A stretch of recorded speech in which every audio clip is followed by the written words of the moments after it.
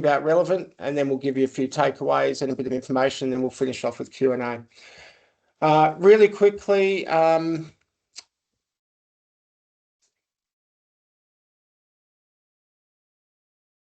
is that screen showing up? Yes, all good, Josh. Yeah, all good. Great. So a little bit about us. I come from a pioneering farming family in South Australia, 197 years this year of being in the same farm. We're not cotton growers, but cropping, tourism, and livestock. My background has been primarily in agriculture, worked in a few other industries, and also studied law. I'm probably one of those weird people that really enjoys reading legislation and understanding how that applies. I've been a farm manager. I've run agribusinesses, so I'm able to sort of bring it back down and talk about things with you at a granular grassroots level. Okay. So why does this matter now? So the reason that we're here is that the compliance landscape is changing. I think the big thing to really look at is when Safe Work Australia released their 10-year strategy about 2.5 years ago, they mandated agriculture now as the highest risk with the least amount of regulation industry in Australia. What that means is now no longer is mining and construction at the top of their radar. Agriculture is now that, and that then flows through into every state regulator. So the expectations and the accountability of you as businesses are ever changing, because suddenly now they're looking at ag and they're looking at other sectors to go, wow, they're scrambling.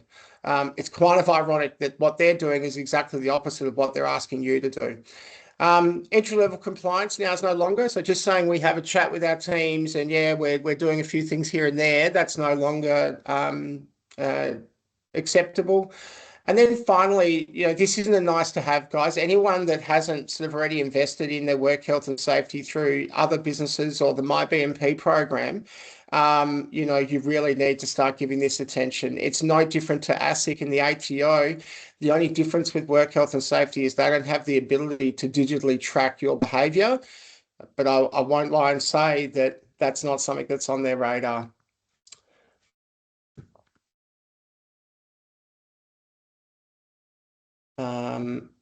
So what's already changed with the amendments? So number one, negligence as a fault. So a lot of people say, oh, I didn't know about it, so that doesn't matter. Or a lot of people say we stick our head in the sand and we'll be okay. It's really important to understand that the regulator is solely trying to find you negligent. If they can find you or your team negligent for behaviour, they've got powers. If they can't find you negligent, it's very hard for them to prosecute you. Most people are aware with a lot of media the changes to industrial manslaughter laws. They've now been harmonised across Australia, apart from Victoria. So, up to 20 years jail and up to $18 million in fines for a fatality on farm. Those numbers are probably more geared towards your larger corporates. We're probably seeing individual companies sitting around that sort of 8 to 12 million and probably up to about 10 years in jail. Psychosocial risks. This is a topic that probably is starting to really gain a lot of traction. So things like fatigue, mental health, sexual, gender harassment, unfair work requests, psychosocial hazards also include things like fatigue management. These now are classed as a hazard, meaning that it's not a nice to have. You've actually got to be proactive rather than reactive, and we'll talk about that a bit later.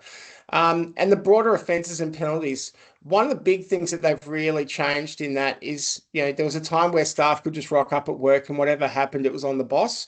They've now really changed the way that the regulators can go after people. So if you are a business owner and you're away on holidays and someone on site does something seriously negligent and you're not on site, you can't be held accountable for that unless you're a part of that process. So now managers, even down to colleagues, backpackers, casual staff, can be held accountable as well.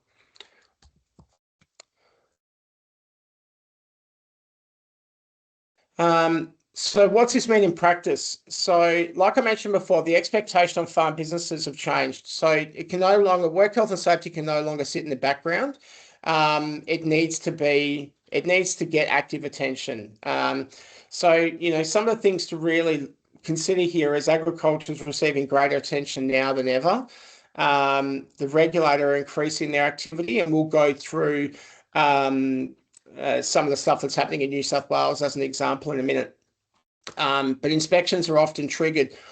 A big thing that we say to a lot of people is the regulator's got no reason to drive down your driveway.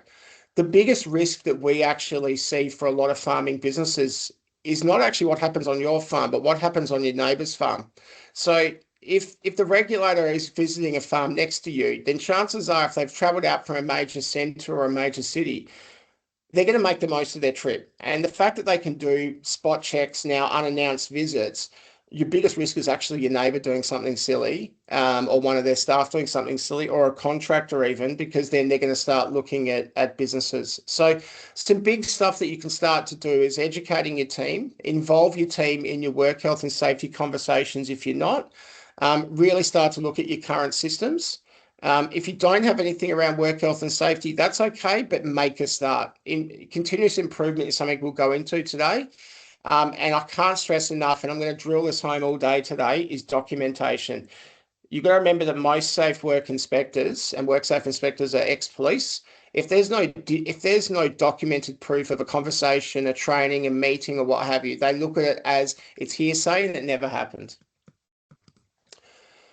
So what's this mean on farm for you guys? So I guess cotton operators, can be exposed and quite uniquely exposed. We understand the industry. We understand that you've got a lot of moving parts. You're dealing with a lot of water. You're dealing with a lot of contractors, a lot of staff, a lot of seasonality.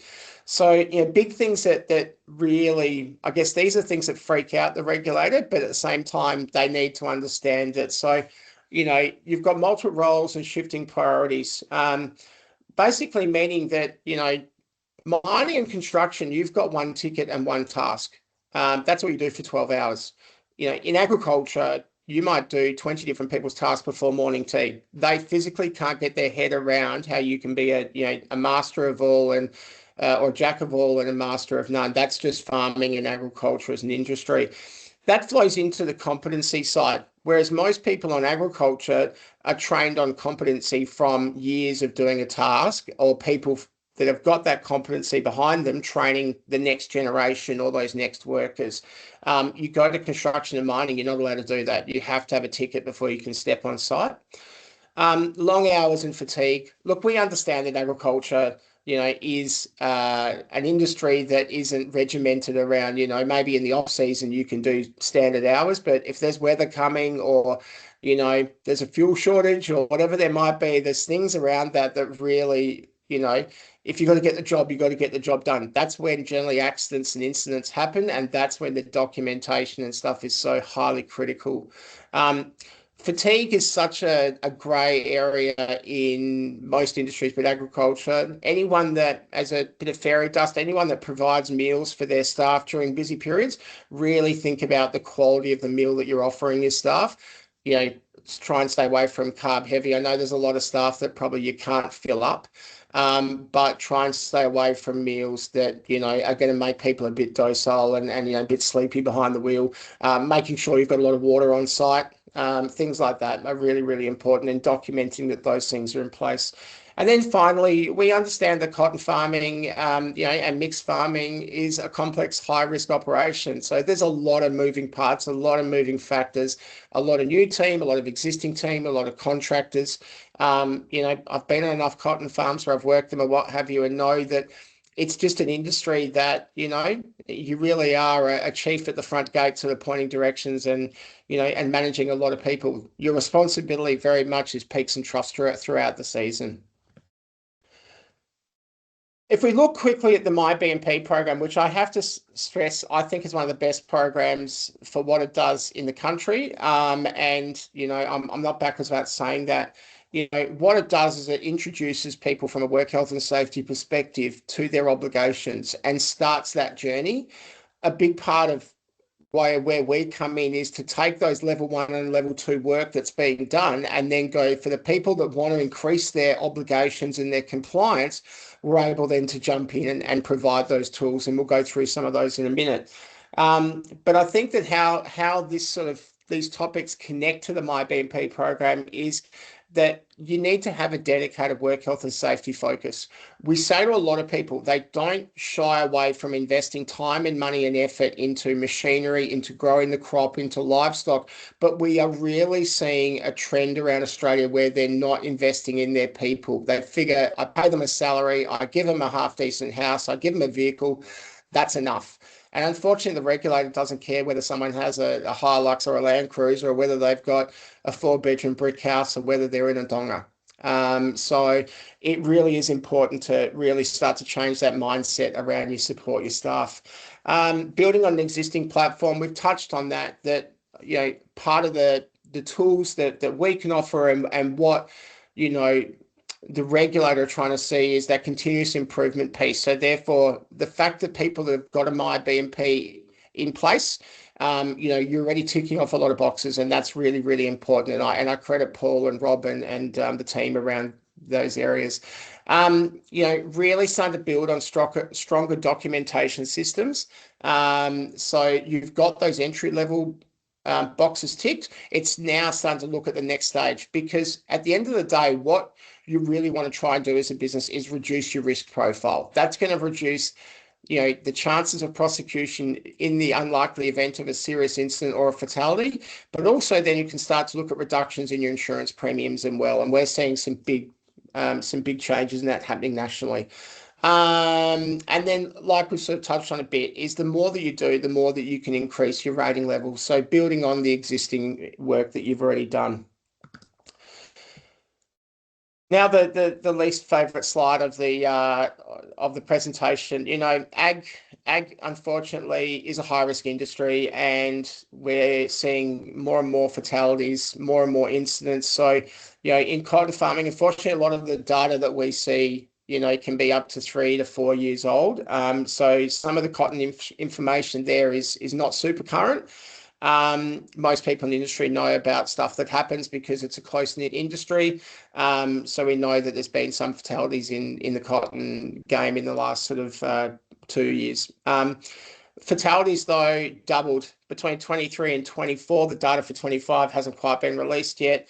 But, this is what the regulator and why Safe Work Australia are really coming hard for agriculture as a total, but then looking at businesses that have high risk operations, and cotton is definitely one of them because of the impact of machinery, contractors and water. So unfortunately, those fatality numbers are rising. What that means is that the regulator are going to keep investing more and more money, more resources into it to try and curb that. The injuries, whilst documented, we always feel is a really a blurry number, because up to 90% of injuries on farms do not get reported. Most people just go, "Oh, you'll be right," or they go to a local doctor's surgery, or a bit of super glue and some and some electrical tape and get on with it.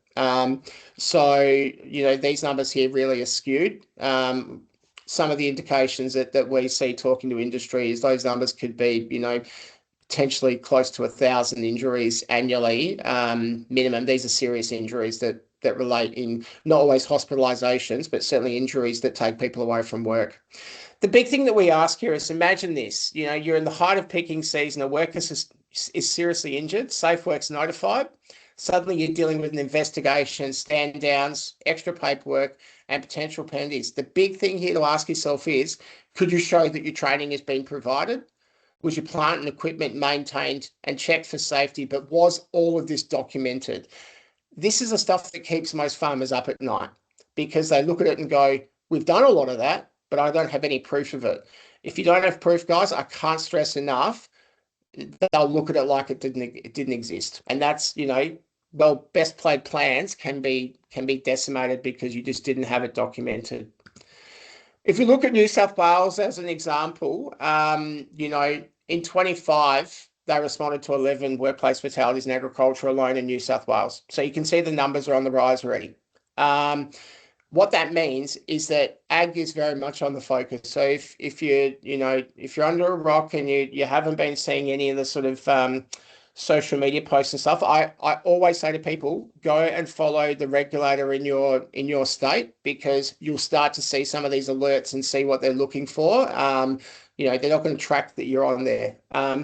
The other thing that's become really big across Australia now is your psychosocial obligations. So we talked a little bit about there. You can see in the budget just released for New South Wales as an example, they're putting on 20 dedicated psychosocial focused inspectors. So they're coming out looking at not just ag, but all industries to look at your psychosocial obligations. So have you documented fatigue management? Are you following it? Is there evidence that you're running courses with your team and discussions with your team around sexual-based harassment or bullying and these sort of things? You can't wait for an incident to happen anymore, guys and girls. You've actually got to show that you've been proactive around these areas. So what are the regulators looking for in a bit more detail? We've mentioned there about training and licenses, just having the proof of that. If you're ever in doubt whether someone should or shouldn't, err on the side that they should. Most people are aware of your high risk tickets. It's really important to document and make sure that, it lapsed last year, it should be okay. First aid's another example where a lot of farms that we visit, people did a first aid 9 years ago and think, oh, well, I did the course, so I mean, I should be okay. The regulator just need to see current documentation. Spot checks, we talked about that. They can come to your farm at any time, whenever they want. We can advise people on what they can and can't get away with, but if you think that they're never going to visit your farm, think again, because you might be out the back of Lightning Ridge somewhere, and if, as I said, if your neighbour or someone has an incident, you can nearly guarantee that they're going to drive up your driveway. They're really looking for unsafe practices. So looking at things, working at heights, no harnesses, no tickets, driving certain equipment and machinery with no licenses, missing guards. We all understand farming, and sometimes you've just got to get the job done. It's generally that one time you think, I probably should do something, but I haven't, is generally when that becomes a bit of an issue. Excuse me. And then finally, your worker wellbeing. So fitness for work, your fatigue management, remote work is a big one. Anything more than 5 kilometers from home is deemed as remote work now. So really starting to look at what systems you've got in place, emergency preparedness. A lot of people do emergency preparedness for fire, but they forget to factor in medical emergencies and really start to chat with your team. If that happens, what are we going to do?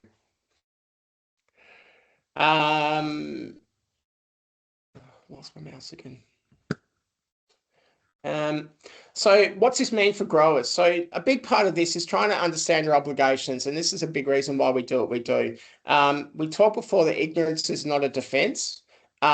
Being proactive and not reactive, get out in front of it, have the conversations with your team, talk at Toolbox Talks about, you can go to your regulators' websites, you can come to businesses like me, I can give Paul and the team a heap of content that people can come and grab from Cotton Australia as well. But you're expected to be proactive and not wait for an incident to happen. Continuous improvement matters. You don't have to do it all today, but just be showing that you've got progress. It's so critically important to just say, you know what, we didn't have a system last week. Now we're having Toolbox Talks and we're documenting them. These are the things that they want to see. Unfortunately, we've done a lot of work around fatalities on farm. And the big thing that the regulators say to us is, what you do post a major incident is just as important as what you do prior. They want to know that you've learned from an incident, because sometimes an accident is just an accident. And we talked a little bit before about the hierarchy of controls and what have you, is that the accountability sits with farmers and managers. The responsibility for work health and safety sits all the way down to that backpacker that just arrived at your farm 3 days ago. Everyone has a responsibility for their own safety, but also to each other's. So if someone is found to be negligent because they've asked them to, walk out to turn the water off and fell in the water and blah, blah, blah, it's really important to know that the systems are in place, that you've got a defendable place to come back to. So where to focus on first? So if we look at some key stuff within agriculture and within picking, fatigue management, I can't stress enough about really documenting and managing your fatigue management, whether you're rotating your team, whether you're allowing people to speak up and go, look, I'm actually really tired, and how you do it. One really good tool that we see a lot of is stopping for a meal break where the whole team comes together, and you use that like a toolbox talk, but everyone gets to stand around. And as a manager, you can also stand there and start to see, all right, that person's looking really tired. They're yawning a lot. They're slouched. They're sitting down, whatever it is. It also gives you as a manager an opportunity to really suss out fatigue management. The one no that I'm going to say to people here is, as business owners, stop pushing out the employees and go, all right, you go home and I'll do that 21-hour day because I know I can do it. It's one of the most dangerous things that we see in ag, and most of the injuries that we see is off the back of owners or managers jumping in and putting themselves in the firing line rather than maybe re-engineering their processes. Big thing, guys, inductions, proving that you've inducted people on farm. It doesn't matter whether they're there for a day or they've been there for a year. We do some inductions with people that have been on farm for 10 years, and they're like, but I've been here forever. Like, why do I need to do this? Because the regulator requires you to.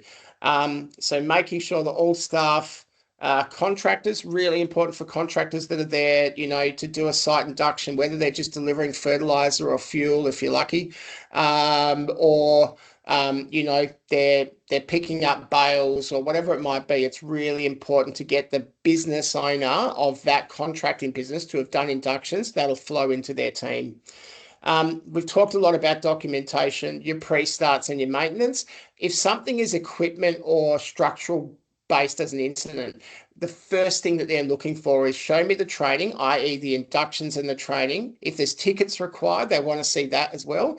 But then also they want to see, show me your pre-starts and show me your maintenance. So whether it's maintenance, if you guys change a bearing or you do greasing, just write it down, document it, because that one time that you don't is generally the time when something goes wrong. Most people are really good with their maintenance. They just don't document it. Paddock awareness, probably the most dangerous saying in farming that we see is we've always done it this way. A big thing around that is familiarity can lead to complacency. So the risks often sit with routine tasks where you're just rushing things. You're like, come on, let's get it done. Let's get it done. There's rain coming, or we've only got one paddock to go. And someone, doesn't pay attention and a tractor reverses or whatever it might be.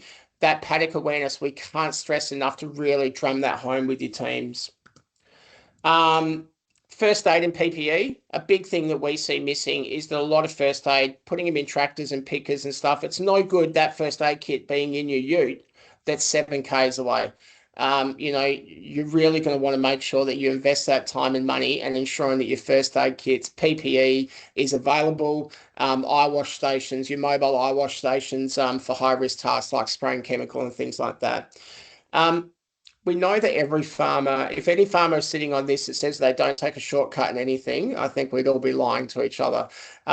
Shortcuts get taken, and sometimes that's from experience, and you know how to take the shortcut, and it's an educated one, and sometimes it's laziness. I know I've been guilty of both. But your team is your biggest asset. Make sure you protect them by doing jobs properly. If it takes that extra half an hour, do that. And most operators are pretty switched on around making sure they do a job properly, do a job once. Traffic management is a really, really big one on the regulator's focus, and that is around when you're moving machinery throughout farms. We know that a lot of incidents tend to happen with moving machinery. We know, head ditches and channels and things can be a quite a high risk area. Making sure that, in some states you're required, if you're moving machinery on a main road, that one person must have a pilot's license. That's an escorting license, not an aviation license.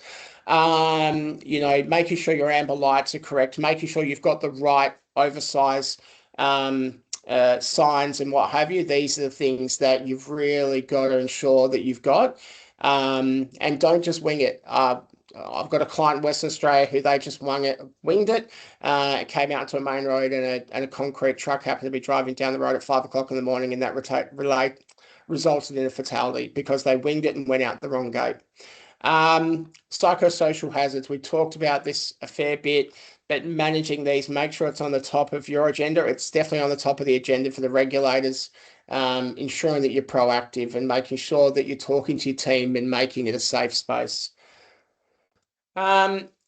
How to minimize your exposure. So big things, and the My BNP program does this really, really well, is making sure you've got things like signage, whether it's your traffic management signs, whether it's signage at your camera sheds, whether it's at high risk like your fuel locations. A lot of people put fuel location signs on the pump, sorry, on the tanks, but they don't put them on the fuel trailers or fuel trucks. Easiest way to look at that, when your fuel gets delivered, look at the signs that are on that truck. That's what you're required to have at any fuel that you move. If it's staying on farm, bit of a grey area. Best practice is put it on that in case you have to take it into town. Making sure that you've got your emergency plans in place and you can document that on that one case that you do have an emergency. How do you actually manage that? Your vehicles, machinery in high risk areas. We've talked that, making sure your safety protocols, your policies, your safe work procedures, pre-starts and maintenance, and your competencies. For those people that have backpackers and what have you to come onto farm that have never been on a farm before, do your inductions, and then if you don't really do it now, do a physical competency with them. So wait for a couple of hours, make sure they run up. A lot of the time you'll do that anyway, but you're not documenting that you've done it. The human element is really, really big in minimizing your exposure. So we've talked about your inductions and your training. Really be looking at your business with a fine-tooth comb. Sometimes even look at it like it's not your business, because it might just open your eyes to something that you drive past every day that you just accept as the norm. And then the record keeping. Making sure you record your visitors on farm, your contractors when they've come on farm, checking for their insurances. I can't tell you how many contractors are working in industry that don't have current insurance. If there's a major incident happens on farm and they don't have it, that's going to start to push back towards you. We know premiums are going up enough as it is. We want to try and make them go the other way. And then doing your risk assessments and ensuring that your emergency preparedness, run an emergency drill. It's actually quite a lot of fun, but it actually will show you the gaps in your business if you actually do run a drill. We put this slide in here because, farm gate nightmares is something that we call, probably not too many, unless you guys are mixed farming, but you can apply this to, moving water around your farms, is that for a lot of farmers, they wake up at midnight and go, oh my God, did I shut that gate? And the reason why that you have that is because you weren't thinking about the task when you were doing it. And probably 90% of the workplace incidents that we come across, that people go, I just wasn't thinking. I just don't know what came over me. I just didn't even think that would be a problem or that would happen. We really try and say to people, take a breath, really think about the tasks that you're doing. I know this sounds like I'm harping on, but I cannot stress enough how much it will change the difference between major incidents and something just being a near miss.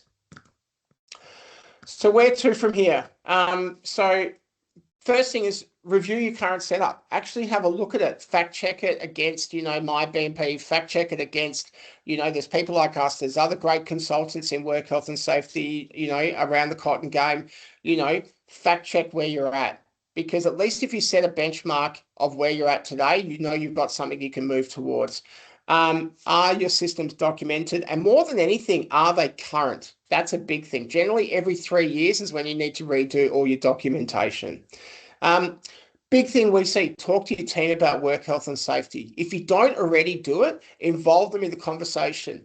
We were just up in Northern Territory with the cattle conference, speaking to some station owners there, and I said, why we can't get people to talk about safety. I said, give them a task. Go down to those cattle yards. Go down to the chem shed. Tell me 5 things that we could do better down there. Tell me 5 things that could be safer. Involve them in that discussion point, because then it actually makes them feel like it's not an us and them kind of mentality. And I can tell you that when safety becomes a culture in a business, things start to run a lot smoother from a work health and safety. People don't go, oh, that's just a bunch of rubbish, and they ignore it. So ask people what can be done better, and then begin documenting that. Get them to write it down, document that in your toolbox talk, because that's showing continuous improvement, that you're having the conversations and you're trying to do something about safety on your business. And book a safety call either with me or with another consultant. Get them in, talk about what your concerns are in your business and how we can do it better. It's not about trying to make your life harder. It's actually trying to make your life easier. a big thing we say to people, prevention is always cheaper than reaction. So having that peace of mind is absolutely massive. We work with SafeAg Systems. We're their largest independent consultant in Australia. I know that a lot of cotton growers use SafeAg Systems. It's easily the market leader in this space, in my humble opinion. And obviously there's a relationship there with Cotton Australia and SafeAg Systems. There's no other system around that can actually tie this all together. So you can have your team members using an app on their phone, logging incidents, logging hazards, logging maintenance. So you don't have to be chasing people for documentation when it's on their phone. And if there's no internet where they are, there's an offline mode. So anyone that's not using it, I highly recommend having a look at this as a solution to bring everything together. That's pretty much me. This is just an offer here that we have. If anyone wants us, we'll travel to any farm in Australia to do a dedicated farm safety review. We'll look at all your systems and come back to you with a detailed report on where you're compliant, where you're not, and recommendations. So feel free to scan that QR code if you wish to register. And I'll hand it over to Paul and Desley for any Q&A. Great, thanks, Josh. Wow, farm gate nightmares. I've had them, and I'm sure that resonated with a lot of people on this call. But yeah, we do have a couple of quick questions, and just a reminder, everyone, either just put the question in the chat or unmute yourself and speak up. But Josh, can you see those questions there? Hang on, I'll just click on the chat. I can read it out to you. Let me scroll up to the top. So, oh no, that was Jack telling me how to set it up. Right. Howard, Queensland based. Does remote working only apply to 5 km from home office? How much does having mobile UHF reception help counter this? Yeah, good question, Howard. So, where they're saying that is 5 k's away from home. It's just what they deem as remote working. Definitely, if you have mobile and UHF reception, the big thing that the regulator want to know is that you're checking in. So generally, once every 3 hours, this seems to be pretty standard that they want to know. Most young people, if they're Snapchatting everything sitting in the picker or driving a ute around, as long as there's proof that you can check in. If you've got no reception, then generally the requirement is that within that 3 to 4 hour period, you need to have made some form of contact. But the only trouble with UHF is there's no record of that communication. So that's generally where we do. I hope that answers your question for that. Melanie, expectations around pre-starts for forklifts, vehicles, tractors. Look, best practice definitely is every time they're used. So once a day, definitely not 5 times a day. But the big thing there is we say that this is probably the one area that a lot of people struggle with in their businesses to get staff to do them regularly. So we say start with once a week. But yeah, once a day is absolutely ideal for machinery that's being used that day. If it's not being used, then it doesn't need a pre-start. And same with maintenance. Like it's most people do a walk around a tractor or a picker or something before they start. And generally it's, tires aren't flat. There's no liquid or fluid on the ground, and there's nothing hanging off it. So let's get going, sort of thing. It's just about proving that you've done that. And that's where SafeAg has QR codes and what have you that you can scan your machine and upload those checklists that are pre-documented. Thanks, Josh. Yep, I just want to jump in there quickly. Just to let everyone know that this presentation is being recorded and along with the slides, so that'll be shared as well. Yep. So back over to you, and there's a question from Annette McCaffrey. Yep. Documentation is an issue for smaller operators. Having a system that's easy to maintain is always a challenge, so the standards are maintained. Yeah, look, I mean, generally there are some other cheaper systems out there. I think for the sake of what SafeAg costs, I think the cost comparison is probably the most effective. You don't have to run a digital system. If you want to run a paper-based system, you can do that also. more than happy for you to reach out to us and we can share some documentation. You can also get it off your state-based regulator. Farm Safe Australia also have some documentation in their resources section. So if investing money into a digital system, or you're concerned that they're not going to adopt it, a paper-based system certainly is better than not having any system in place at all. I think if anyone that's not familiar with SafeAg, the good thing about that is it has over 500 documents preloaded into it, and they're written with state regulation in mind. So if you have a document and you have an incident and that gets challenged in court, you basically got a system that will push back. You can push back on SafeAg and related systems to go, well, we've signed up for a compliance here. And that gives you the ability to sort of have a bit of a chain of responsibility and peace of mind knowing that, it's not written on the back of, a chemical drum, and it's going to be suitable.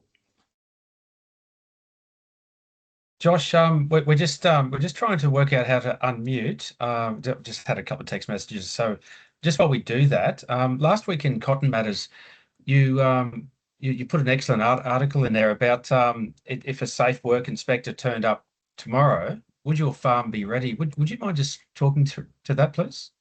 Yeah, sure. Thanks, Paul. So a big thing is understanding what the regulators, I guess, powers are when they come to your site. So unless you've had, and even if you've had an incident, they generally can only look at one area of focus at a time. So a big thing to do is if a regulator rocks up to work, they can only speak with the PCBU, which is the person in control of the business. So if it's a family-owned business and it's a company, it's the owner or director. If it's a corporate, generally it's going to be the farm manager. So if they're not available, then the regulator basically can't be on site. We know that they like to push that envelope, but you can politely tell them to make an appointment. I have had a few farm owners say, sorry, the farm owner's not here. And that's come back to bite them a little bit. But in saying that, the second thing around that then is to say, if they're there to look at chemical safety, then they can only look at chemical safety. They can't go and look at augers. They can't go and look at water, bores or, pivots or lateral irrigators or things like that. And try and really restrict their movement. So if you've got a site office or your house, keep them there. If they want to look at side-by-sides or utes, bring those vehicles to that site office. If they want to go and look at other things, just say, look, guys, we're really busy. We've got a load of truck, or I've got team members that need me. You're more than welcome to make an appointment and come back and see us. Pretty often, they never come back. Thanks, Josh. Now we've got Rob Crothers there. He's just got his hand up. If you can unmute yourself, Rob. Now we've just taken off that restriction, everyone. So if you've got any questions, jump in there, and then we'll go to two more questions from Scylla and Richard in the chat. So over to you, Rob, for your question. Yeah, thanks, Paul. No, I was just going to add, that's a really good presentation and good summary in a short time. The only little thing I would add is I think also just to keep in mind for people that the example you set is what you'll get back. So sometimes we hear of people having good WHS and then sometimes the owner or the manager is roaring around on a quad bike with no helmet and a stubby in his hand. It sets a poor example, even though, that's up to you to do it, I guess. But if you don't set that example for your staff, I think you're never going to get the response as well. That's the only thing I'd like to add in there. No, you're spot on, Rob. That all comes down to a culture. We say to safety, that it's got to be a one in, all on. You're all in the trenches together. So, 100%. The managers, the owners have all got to toe the line. When we do inductions, we actually do inductions with the owners, the managers, the staff, the backpackers, everyone, because you're all in the same boat with safety. The regulator look at you all the same way. So it's really important. Celia, I see the SafeAg app has some videos on there for staff training, being able to accept that they've completed training on there instead of us having to print papers. Well, as far as SafeAg, I mean, everything's digitally done. So that's why you need to really have either a digital record or a signature for completion of documentation and training. So, I mean, look, if you've got the ability to use something digital. There are some videos, there is more videos coming into SafeAg, but once someone's completed watching a video, then there'll be an acceptance or a signature done at the end of it to acknowledge that you've watched it and you understand it, and you accept the conditions or the information that's been provided. Josh, I'll just add a little bit more there. We've got Troy Smith from Real Skills Ag Training doing a lot of delivery via videos now. So everyone who uses Troy, that's some really good information there from Josh to implement. Yeah, Troy does a fantastic job. The biggest thing there is if you don't have, even if you have SafeAg or you have another system, just document. So if you have Troy on your farm, or you go to another farm where he's holding one of his events, just document who went there. So even if it's an attendance record, like it can just be handwritten and just be like, we've attended Troy's thing, or even on the back of his invoice, if he's invoicing you, and just write, these are all the people who attended, and get everyone to sign it and date it, scan it, upload it into your, into a Google Drive or into a, whatever drive you use, storage you use. That's going to be as compliant as you can get. Thanks, Josh. It's just a question from Richard. Yeah. What's the best way to document a competency? So if you're using SafeAg, it's built into competency in the checklists that you'd be able to download a template. If you have it and you want me to show you how to do it, just flick me a message or what have you. Outside of that, basically, there's no core way. It's just acknowledging. So the person that's competent has got to be the one. So whoever's on farm that's got 5 years experience, or whoever's the most competent person to be doing the training as such, just needs to basically acknowledge, I, as a competent person, acknowledge that, Paul Sloman has operated this picker to the best of his ability, and I'm comfortable that he knows what he's doing, and you both sign it off. The best practice around competency is initial competency, and then after a couple of days do a final competency. That's if you want to be really succinct with it, but that's generally how you do it. There's no set format, as long as you're showing that you're actually doing it and you're documenting that you've said that someone's competent. I just see the message there that Troy has his own attendance sheet. So yeah, that's fantastic. So that's even better. Okay, well, the chat is free from questions, so either we just if you can put any quick questions you may have now in, or raise your hand or unmute yourself and just start speaking. Otherwise, if you've got nothing else to add, Josh, we could probably wind it up 10 minutes early. I'm sure people will be appreciative of that. But if you've got nothing else, Josh, you think might be pertinent to add? No, look, I mean, for me, I think that just, this is an important thing, guys, and anyone that thinks that this doesn't apply to them, we hear it a lot. People go, it's just me and my kids, doesn't apply to me. It doesn't matter whether you're a sole trader or you're a corporate and employ 500 people. The law is the same for everybody. So just make a start. If you're not doing anything, don't feel hard done by, just, make a start. Rob, would you mind unmuting yourself? And Howard's just put in a chat there about the partnership we have with Safe Ag Systems. Yeah. So is Nicole on the call? Yep. I won't get Nicole to do that. She said, yep. You can hear her. Yeah, yep. I eventually got on, Desley. Okay, yeah. So Safe Ag Systems were giving, and would have to double check that they're still giving, but generally they do continue to give this. It's a 20% discount when you initially register if you become YBMP certified, and then a 10% annual discount ongoing. Great, thanks, Nicole. Well, in the absence of any other questions, I'm sure there'll be no complaints if we wind up 8 minutes early. Could I just add one thing? Yeah, absolutely. Oh, sorry, just with the Safe Ag stuff, part of our reviews that we do, if anyone's using Safe Ag and wants us to have a deep dive in there and see how you're getting the best out of it, we also offer a Safe Ag Systems free review as well. We can do that remotely. where we can just jump in, have a look at your platform, and give you back feedback on where, you know, if you want to just be ensuring that you're getting the best out of that platform.